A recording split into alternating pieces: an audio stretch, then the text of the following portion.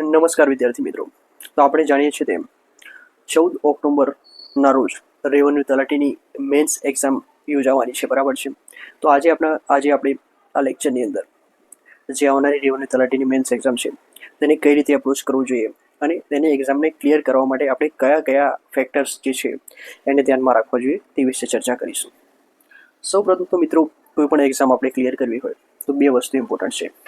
First, જે mentor તમને mentorship આપી રહ્યો છે તે, અને સેકન્ડ એ એક્ઝામનો સિલેબસ. હવે જે મેન્ટર તમને મેન્ટરશીપ આપી રહ્યો છે તે મેન્ટરે એ એક્ઝામમાં બેસી એક્ઝામને ક્લિયર કરેલી અથવા તો એની મેન્સ એક્ઝામ આપેલી હોવી જોઈએ, તે ઇમ્પોર્ટન્ટ છે. તો જ તે વ્યક્તિ તમને સાચી દિશામાં ગાઈડ કરી શકે કે એક્ઝામને ક્લિયર કરવામાં શું શું બાબતો ધ્યાન રાખવી જોઈએ, શું કરવું જોઈએ અને શું ન કરવું જોઈએ. ખાસ કરીને આમાં ટાઈમ મેનેજમેન્ટ છે એ ઘણું ઇમ્પોર્ટન્ટ છે. તો આજના લેક્ચરમાં સૌપ્રથમ મિત્રો આપણે સિલેબસની ચર્ચા કરીશું. ત્યારબાદ હું પણ ગુજરાત ગવર્મેન્ટમાં કામ કરી ચૂક્યો છું, એઝ અ તલાટી તરીકે પણ કામ કરી ચૂક્યો છું. તો મિત્રો, તલાટીની એક્ઝામ કેવી રીતે ક્લિયર કરવી, કઈ રીતે, ઉપરાંત જીપીએસસીની ઘણી બધી મેન્સ મેં આપેલી છે, યુપીએસસીની મેન્સ આપેલી છે, જીપીએસસીની ઇન્ટરવ્યૂ આપેલી છે. તો મિત્રો, મારા અનુભવના આધારે હું તમને મેન્ટરશીપ આપીશ કે આપણે જે આવનારી રેવન્યુ તલાટીની મેન્સ એક્ઝામ છે તેને ક્લિયર કરવા માટે કઈ કઈ બાબતો ધ્યાનમાં રાખવી જોઈએ. સૌપ્રથમ મિત્રો આપણે સિલેબસની ચર્ચા કરીએ છીએ. સિલેબસની વાત કરીએ તો પ્રિલિમ્સ તો હમણાં પતી ગઈ છે, બરાબર છે. હવે ડાયરેક્ટલી આપણે સિલેબસ ઉપર આવી જઈએ કે ટોટલ કેટલા પેપર્સ છે અને દરેક પેપર વાઇઝ આપણે ટાઈમ કઈ રીતે કરવું જોઈએ, કેટલા પેજીસ આવશે તમારે લખવાના, એની ચર્ચા કરીએ, બરાબર છે. તો મિત્રો, આપણે આગળ વધતા પહેલાં એક વખત સિલેબસ લોડ કરી દઈએ. તો મિત્રો, મેન્સ પરીક્ષાની વાત કરીએ તો તમારે 3 પેપર છે. પ્રથમ પેપર છે એ ગુજરાતીનું છે, જે લેંગ્વેજ પેપર ગણી શકાય. સેકન્ડ પેપર છે એ ઇંગ્લિશનું છે, લેંગ્વેજ પેપર. અને થર્ડ પેપર છે એ જનરલ સ્ટડીઝનું પેપર છે, બરાબર છે. હવે ગુજરાતીનું પેપર છે અને ઇંગ્લિશનું પેપર છે, આ બંને પેપર જે રહ્યા એ જીપીએસસી ક્લાસ 3 કે જે એસટીઆઈ ડીવાયએસનું સિલેબસ છે એના કોપી પેસ્ટ કરેલા છે, બરાબર છે. ટાઈમની વાત કરીએ તો બંને ગુજરાતી અને ઇંગ્લિશ પેપરને સોલ્વ કરવા માટે તમને 3-3 કલાકનો ટાઈમ આપેલો છે.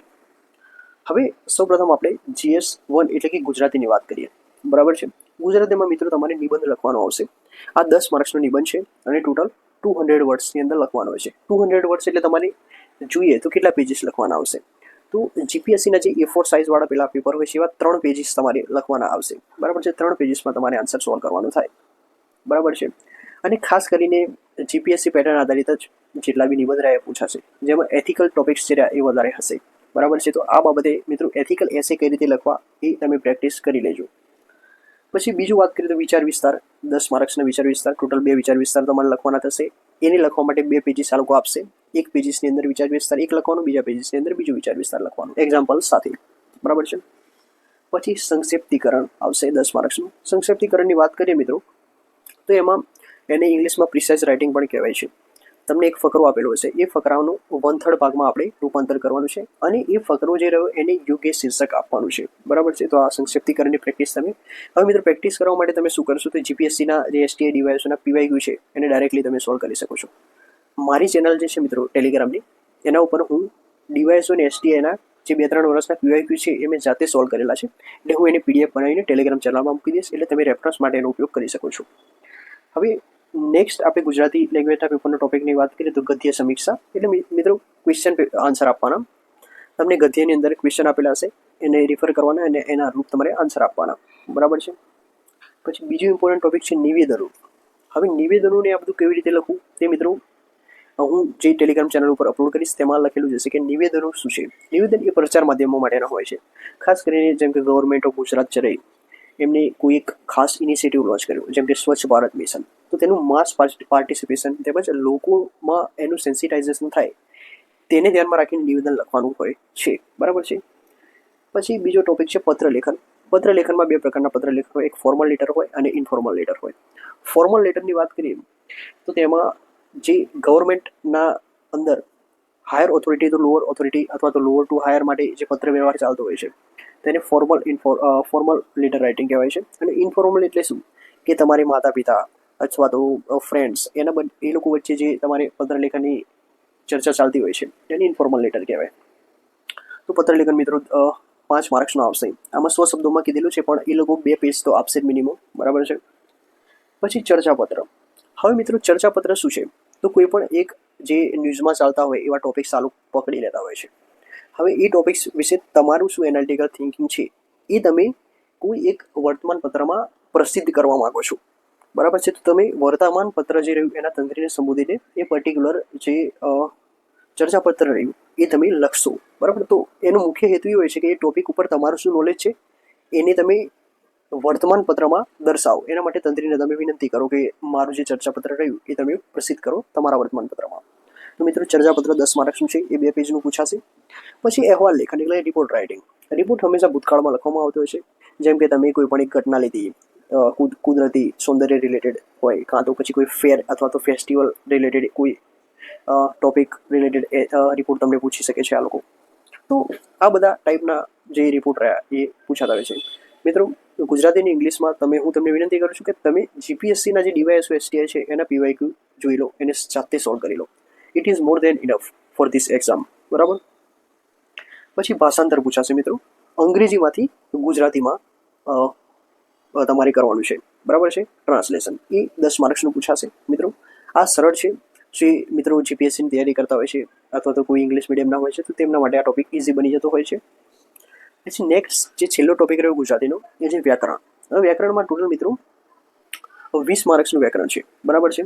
અને 10 ટોપિક્સ છે જેમાં રૂઢિપ્રયોગ, કહેવત, સમાસ, છંદ, અલંકાર, શબ્દ સમૂહ, જોડી, લેખન શુદ્ધિ, સંધિ, છોડો જોડો અને વાક્ય રચનાના પ્રકારો. આ ટોપિક છે. દરેકના 2 ક્વેશ્ચન પૂછાશે. હવે આમાં એ લોકોએ એવું કીધેલું છે સિલેબસમાં કે એના ઇન્ટરનલ કોઈ પણ વિકલ્પો રહેશે નહીં, બરાબર. એટલે વિકલ્પો વગર મિત્રો આપણે સોલ્વ કરવાનું થાય. જીપીએસસીમાં પણ એવું હતું, પણ હમણાંથી એક સારી સિસ્ટમ ચાલુ કરી છે કે જેથી જે કોન્ફ્લિક્ટ જે થતા હતા મીન્સ કે વિદ્યાર્થીઓ જોડે પ્રશ્નોના જવાબને લઈને એ ઘટાડી શકે. એટલે આ લોકોએ ઓએમઆર તરફ શિફ્ટ થયા છે, પણ આમાં ઓએમઆર નથી, એટલે આમાં તમારે ફિઝિકલી સોલ્વ કરવાનું થશે. હવે મિત્રો આપણે બીજું જે પેપર રહ્યું ઇંગ્લિશનું એના વિશે થોડી ચર્ચા કરી લઈએ. તો મિત્રો એમાં આવશે એસે. 150 વર્ડ્સમાં આમાં કીધેલું છે. 150 વર્ડ્સ એટલે 2 પેજનું એસે હશે, જ્યારે ગુજરાતીમાં 3 પેજનું એસે હતું. પછી લેટર રાઇટિંગ જે રહ્યું મિત્રો એ પણ 2 પેજનું હશે. રિપોર્ટ રાઇટિંગ એ પણ 2 પેજનું. પછી વિઝ્યુઅલ ઇન્ફોર્મેશન આમાં નવી છે. તમને કોઈ પણ એક ચલચિત્ર આપી દેશે, જેમાં એ ચલચિત્ર તમારે જોવા હોય તો જીપીએસસીના પીવાયક્યુ તમે જોઈ લો, એમાં પણ વિઝ્યુઅલ ઇન્ફોર્મેશન રિલેટેડ ક્વેશ્ચન હોય જ છે, બરાબર છે. એને સોલ્વ કરવામાં ખાસ કરીને મિત્રો જે જીપીએસસીની મેન્સ પરીક્ષા છે એમાં જે વિઝ્યુઅલ ઇન્ફોર્મેશન ઇંગ્લિશમાં હોય છે એમાં 20માંથી મને 16 માર્ક્સ મળેલા છે, બરાબર છે, જે હાઈએસ્ટ હતા, બરાબર. હવે વિઝ્યુઅલ ઇન્ફોર્મેશનમાં મિત્રો એ લોકો તમે એ ટોપિક અથવા એ ચિત્ર વિશે શું વિચારો છો તે જાણવા માંગે છે, બરાબર. એટલે આમાંથી જીએસનું નોલેજ હોય એનો સારો એવો ઉપયોગ કરી શકીએ છીએ આપણે. નેક્સ્ટ જે ટોપિક રહ્યો એમાં ફોર્મલ સ્પીચ. તમને એમ કહી દે કે ગવર્નરની ફોર્મલ સ્પીચ જે રહ્યા, ગવર્નર જે રહ્યા એ કોઈ કોન્વોકેશનમાં જવાના છે અથવા તો કોઈ એક નવો ઇનિશિયેટિવ લોન્ચ કરવાના છે, એના વિશે તમે એમની ફોર્મલ સ્પીચ ટાઈપ કરો, બરાબર. તો આપણે ફોર્મલ સ્પીચ લખવાની થાય, જેમાં સીએમની ફોર્મલ સ્પીચ પણ આવતી હોય છે, અથવા તો પીએમની પણ કહી દે, પ્રેસિડેન્ટને કહી દે. પછી જે નેક્સ્ટ ઇમ્પોર્ટન્ટ ટોપિક છે રીડિંગ કોમ્પ્રિહેન્શન. એમાં લાઈક ક્વેશ્ચન આન્સર ટાઈપનું જ આપણે પાછળ આગળ વાત કરીએ એ 10 માર્ક્સનું પૂછાશે. પછી છે ઇંગ્લિશ ગ્રામર. ઇંગ્લિશ ગ્રામરમાં મિત્રો 10 ક્વેશ્ચન 20 માર્ક, બરાબર છે. 20 ક્વેશ્ચન 20 માર્ક. એના જે ટોપિક રહ્યા એ 10 છે. દરેક ટોપિકના 2 ક્વેશ્ચન. આમાં પણ ઇન્ટરનલ, આમાં મિત્રો એ લોકોએ સ્પેસિફાય નથી કરેલું કે ઓએમઆર હશે કે નહીં, બટ 99% આમાં ઓએમઆર હશે જ. કારણ કે ઇંગ્લિશમાં તો પહેલાં પણ જીપીએસસીમાં એ લોકો ઓએમઆર આપતા હતા અને આમાં પણ હશે. એટલે મિત્રો ઇંગ્લિશમાં તમને ઓએમઆર હશે, જ્યારે ગુજરાતીમાં નહીં હોય. પછી નેક્સ્ટ છેલ્લો ટોપિક રહ્યો એ ટ્રાન્સલેશન. આ ટ્રાન્સલેશન જે રહ્યું એ ગુજરાતી ટુ ઇંગ્લિશનું ટ્રાન્સલેશન હશે, જે 10 માર્ક્સનું છે. આમ ટોટલ 100 માર્ક્સના થઈ ગયા ક્વેશ્ચન, બરાબર. હવે GS3ની વાત કરીએ. GS3 એ જનરલ સ્ટડીઝ છે. ટોટલ મિત્રો 150 માર્ક્સનું પેપર છે, બરાબર છે. જેમ CCAમાં હતું એવું સેમ પેપર છે 150 માર્ક્સનું, બરાબર છે. એમાં અલગ અલગ ટોપિકના અલગ અલગ આ લોકોએ વેટેજ રાખેલું છે કે કેટલા કયા ટોપિકમાંથી કેટલું વેટેજ છે એ તમે મિત્રો જાતે જોઈ લેજો, કારણ કે આજે આપણે સ્ટ્રેટેજી રિલેટેડ ચર્ચા કરી રહ્યા છીએ, બરાબર છે. હવે મિત્રો 1 માર્ક્સના ટોટલ આમાં 10 ક્વેશ્ચન હશે, એટલે ટોટલ 10 માર્ક્સ છે થયા. સિંગલ લાઇનર ક્વેશ્ચન, જેમ કે સાર્કનું હેડક્વાર્ટર કયું છે, બિમ્સ્ટેકનું હેડક્વાર્ટર કયું છે, પછી ક્વાડનું ફૂલ ફોર્મ શું થાય, પછી બીજા ઘણા બધા ક્વેશ્ચન હોય, તો એ સિંગલ લાઇનર ક્વેશ્ચન પૂછી શકે છે આ લોકો. પછી 2 માર્ક્સના ટોટલ 10 ક્વેશ્ચન એટલે 20 માર્ક્સ એના થયા. 3 માર્ક્સના ટોટલ 30 ક્વેશ્ચન એટલે 90 માર્ક્સ એ થયા. અને 5 માર્ક્સના ટોટલ 6 ક્વેશ્ચન, બરાબર, 30 માર્ક્સના થયા. આમ ટોટલ 150 માર્ક્સના ક્વેશ્ચન થશે. હવે કેટલું તમને લખવા આપશે, તો 5 માર્કનો જે ક્વેશ્ચન હશે એમાં 1 પેજ લખવા આપશે આ લોકો. બાકી સિંગલ લાઇનર ક્વેશ્ચનમાં તો સિંગલ એક બે લીટી 3 લીટી તમને લખવા આપશે. સેમ 2 માર્ક્સના ક્વેશ્ચનમાં પણ નોર્મલ આટલી સ્પેસ આપશે તમને, અને 3 માર્કના ક્વેશ્ચનમાં હાફ પેજ તમે ગણી લો એટલું આપશે. હવે એ લોકો ફૂલ પેજ આપો તો પણ આપણે હાફ જ પેજ લખવાનું છે, કારણ કે આપણા જોડે ઘણો ઓછો ટાઈમ છે. ખાસ કરીને જીએસમાં તમારે ટાઈમ ખૂટવાની શક્યતાઓ છે. બરાબર છે. હવે મિત્રો ટાઈમ મેનેજમેન્ટ કઈ રીતે કરીશું આપણે? હવે ઇંગ્લિશના, ગુજરાતીના અને જીએસના એમાં ટાઈમ મેનેજમેન્ટ ઘણું ઇમ્પોર્ટન્ટ છે. તો મિત્રો હું જે પ્રમાણે ટાઈમ મેનેજમેન્ટ મીન્સ કે જીપીએસસીમાં કરતો હોઉં છું એ તમારી સાથે શેર કરીશ. તો સૌ પ્રથમ તો ટોટલ નંબર ઓફ ક્વેશ્ચન જે રહ્યા એ ગુજરાતીનું જે મેન પેપર છે એમાં 10 છે. બરાબર. ટોટલ માર્ક્સ 100, એટલે કે 10 × 10 100 માર્ક્સ થઈ ગયા, અને 180 મિનિટ તમને આપશે આ લોકો. બરાબર છે. 180 મિનિટ. હવે 180 મિનિટને તમે 10 ક્વેશ્ચન છે એ 10 વડે ડિવાઈડ કરી દો તો પર ક્વેશ્ચન તમારે 18 મિનિટ આપવાની થાય. આ 18 મિનિટ એ આઈડિયલ આપણે ટાઈમ નીકાળી દીધો, પણ દરેક ક્વેશ્ચન માટે નથી. ઘણા ક્વેશ્ચન તમારે 15 મિનિટમાં પતશે, ઘણા ક્વેશ્ચન તમારે 20 મિનિટમાં પતશે. એટલે તમારે એવરેજ ટાઈમ દરેક ક્વેશ્ચનમાં 18 મિનિટનો આપવાનો છે. હવે મિત્રો ગ્રામરની વાત કરીએ તો ગ્રામર હું પહેલાં કરતો હતો, એટલે હું તમને સજેસ્ટ કરીશ કે ગ્રામર જે રહ્યું એ તમે સૌ પ્રથમ એટેમ્પ્ટ કરી દો બંને ગુજરાતી અને અંગ્રેજીના પેપરમાં, કારણ કે આ સૌથી સ્કોરિંગ પાર્ટ ગણી શકાય. બરાબર. તો 10 માર્ક્સના 20 માર્ક્સનું જે ગ્રામર રહ્યું તમે પહેલાં એટેમ્પ્ટ કરી દો. ગ્રામરને એટેમ્પ્ટ કરવામાં તમે અડધો કલાકથી વધારે ટાઈમ ના આપી શકો, એટલે મેક્સિમમ આપણે 30 મિનિટનો ટાઈમ ગણીને ચાલવાનું કે 30 મિનિટમાં મારે 20 માર્ક્સના ક્વેશ્ચન કરવાના છે. બરાબર. તો 180 મિનિટ માટે 30 × 3 મિનિટ એટલે 150 મિનિટ વધી. આ 150 મિનિટમાં તમારે બીજા 9 ક્વેશ્ચન લખવાના થાય, જે આરામથી પતી જાય. જે વ્યક્તિઓએ જીપીએસસીની મેન્સ આપેલી હશે 1-2 વખત, તેમના માટે ઇઝીલી એ લોકો કરી દેશે. ટાઈમ તમારે વધી શકે, કારણ કે જનરલી એટલે શાંતિથી લખવાનું થાય. હવે નિબંધ જે રહ્યો એ 3 પેજમાં તમારે લખવાનું છે, એટલે આ નિબંધની પહેલાં એટેમ્પ્ટ કરો. નિબંધને એટેમ્પ્ટ કરવા 15-20 મિનિટ સુધીનો તમે ટાઈમ આપી શકો, શાંતિથી લખવાનું. પછીનું જે રહ્યું એ બીજા બધા ટોપિક્સ રહ્યા એ ઇઝીલી તમે કરી શકો છો. 15 મિનિટ પર ક્વેશ્ચન તમારે આવશે. બરાબર. એટલે મિત્રો 15 મિનિટ પર ક્વેશ્ચન એ ઇનફ ગણી શકાય મારા પ્રમાણે. અને તમારા જો ટાઈમ મેનેજમેન્ટમાં અથવા તો ટાઈમ ખૂટતો હોય તો તમે એક્ઝામ આપવા જાઓ તો હજુ તો 4-5 દિવસની વાર છે, એટલે તમે ઘરે બેઠા તમે સ્પીડ લાવો, 4-5 ક્વેશ્ચન પેપર જીપીએસસીના પીવાયક્યુ લખી શકો છો તમે ઘરે બેઠા. હવે બીજું જે પેપર રહ્યું મિત્રો ઇંગ્લિશનું મેન્સ પેપર, એની વાત કરીશું આપણે. બરાબર છે. હવે ઇંગ્લિશનું જે મેન પેપર રહ્યું એ ઇંગ્લિશ મીડિયમના વિદ્યાર્થીઓ માટે ઘણો સ્કોરિંગ સબ્જેક્ટ હોય છે. જો તમે ઇંગ્લિશના ક્વેશ્ચન પેપરમાં 100માંથી 70 માર્ક્સ લાવી દો છો તો તમે ફાઇનલ લિસ્ટમાં ટોપ રેન્કિંગમાં જતા રહેશો. એટલે ઇંગ્લિશ જે રહ્યું મિત્રો એ મેન્સની એક્ઝામમાં ઘણું સારું ઇમ્પોર્ટન્ટ રોલ પ્લે કરતું હોય છે. બરાબર. હવે મિત્રો ઇંગ્લિશમાં ટોટલ આપણે જોવા જઈએ તો 9 ક્વેશ્ચન લખવાના છે. આમાં પણ મેં વાત કરી તેમ પહેલાં તમારે ગ્રામર કરી દેવાનું, ગ્રામરને અડધો કલાક આપી દેવાનું. બાકીની 150 જે મિનિટ રહી આમાં ટોટલ 9 ક્વેશ્ચન છે, એટલે એક ક્વેશ્ચન ગ્રામરનું કયું, એટલે ટોટલ 8 ક્વેશ્ચન આપણે 150 મિનિટમાં કરવાના થાય. બરાબર છે. એટલે પર ક્વેશ્ચન તમારે ગણી લો કે તમે 17થી 18 મિનિટ સમથિંગનો ટાઈમ મળી રહે, જે એકદમ ઇનફ છે. ઇઝીલી તમે ક્વેશ્ચન એટેમ્પ્ટ કરી શકો, પૂરા કરી શકો. અને જેટલા બી તમને પેજ આપેલા છે એ પેજમાં આપણે કોઈ પણ પેજ વધારવાનું, જે લોકોએ પેજ આપેલા છે એ બધા પૂરા કરવાના. આનો બેનિફિટ શું કે જો કોઈ વ્યક્તિએ પૂરા નહીં કર્યા હોય તમે કર્યા હશે તો આ લોકો જનરલી ધારો કે 2 ક્વેશ્ચન લખ્યા હોય એના 10 માર્ક્સમાંથી ક્વેશ્ચન આપવાના છે, તો પહેલા પેજને પહેલા હાફ પેજને 5 માર્ક આપે, પછી અઢી એમ કરીને મિત્રો તમને વધારે માર્ક્સ મળવાનો ચાન્સ ખરો. એટલે કોઈ મીન્સ કે એક્સેપ્શનલ કેસીસ હોય જેમાં તમારે ટાઈમ ખૂટવાની શક્યતાઓ છે, તો તમે એ કેસમાં કોઈ પણ મીન્સ કે જેટલું ડિમાન્ડ છે ક્વેશ્ચનની એટલા આન્સર લખો, બાકી તમે છોડી દો, પણ જનરલી નહીં છોડવાના. બરાબર છે.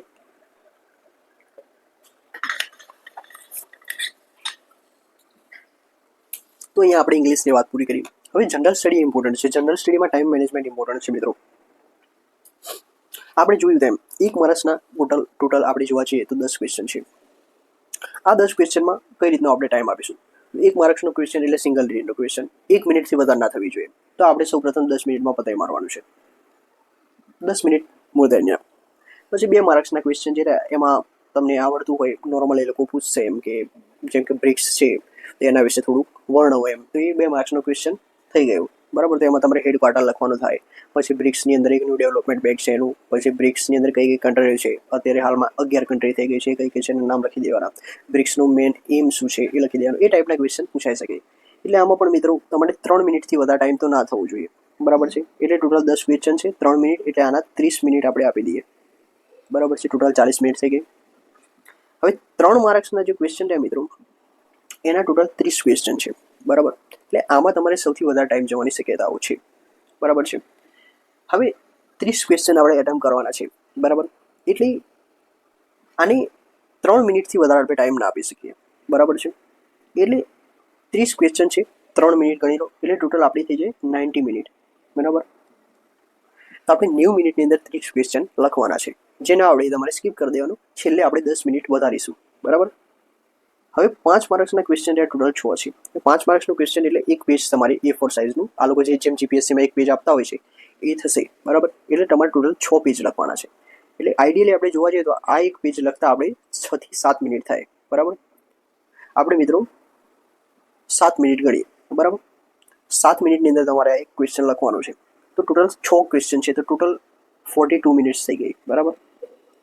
હવે ટોટલ આપણે કેલ્ક્યુલેટ કરીએ કે કેટલી મિનિટ થઈ.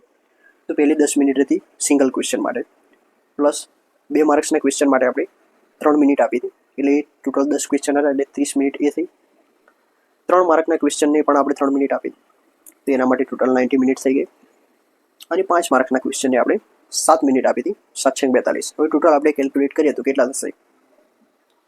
90 + 30 + 10 + 42, બરાબર છે.